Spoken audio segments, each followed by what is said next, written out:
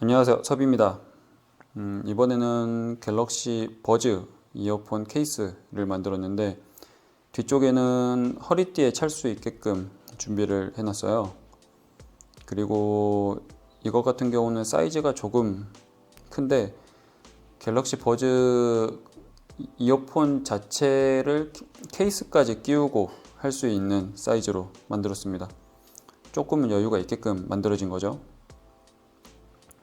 그리고 이제 공간을 확보하기 위해서 바깥쪽에서 눌러서 바느질하는 방식이 아니라 약간 덧대어서 한다고 해야 되나? 네, 그런 식으로 만들었습니다. 그리고 가죽은 뷰테로 가죽을 썼어요. 원래 거는 너무 두꺼워서 저는 가죽만 가지고 하는 이런 스타일에는 한 1.6에서 1.7mm 정도를 쓰는 것 같아요. 그래서 저것도 1.6mm로 PR이 되어 있던 가죽입니다. 그리고 가장자리는 이렇게 베벨로로 미리 정리를 해줬고요. 그리고 링 스냅을 미리 달아놨죠. 저건 나중에 달아도 됐는데 나중에 다는 게 조금 더 낫습니다. 조금 더 나중에. 근데 미리 저도 생각 없이 하다 보니까 달아가지고. 그리고 링 스냅 같은 경우는 눌러서 체결이 돼야 되기 때문에 부피가 너무 크면 체결하기 힘들어요. 공간이 비어 있을 때. 그런데 저 케이스 같은 경우는 이어폰을 항상 넣고 있는 상태에서 이제 닫는다고 가정을 했기 때문에 크게 문제는 없었고요. 보통 링스냅이나 이런 거는 좀 평평하거나 이제 이런 데 많이들 쓰시죠. 왜냐면 부피가 있어 버리면 링스냅을 닫는다고 눌러버리면 그게 훅 들어가거든요. 그래서 잘 닫히지 않는 경우들이 있습니다. 아니면 안쪽에 뭔가 이렇게 물건이 버티고 있던지 그래야 돼요. 그리고 이것 같은 경우는 이제 앞판, 뒷판, 그리고 옆판을 각각 다 따로 쳐서 그 구멍끼리 끼워주는 방식으로 했어요. 그래서 우선은 앞판이랑 뒷판은 땀 개수를 맞게끔 먼저 쳐놓고 그 땀 개수에 맞게끔 옆판을 쭉 쳤죠. 그래서 구멍 개수가 같으니 그 구멍 같은 개수대로 바느질을 하는 방식으로 했습니다.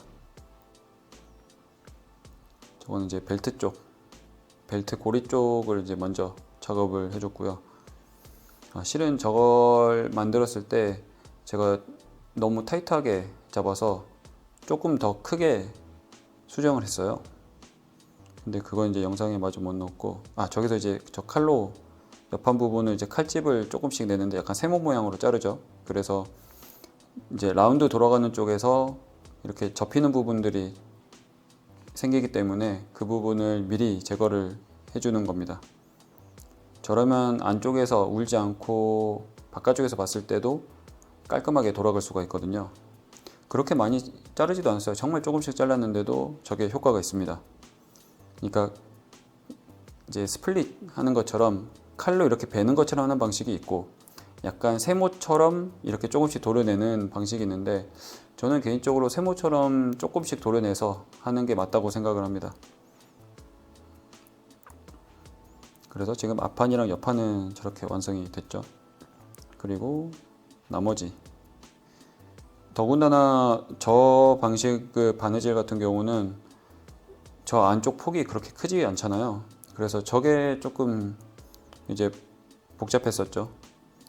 원래 제가 예전에 바늘 사이즈 작은 거 관련돼서 굳이 필요하지 않다라고 말씀드렸었는데 정말 가끔 저런 작업을 할 때 필요하곤 합니다.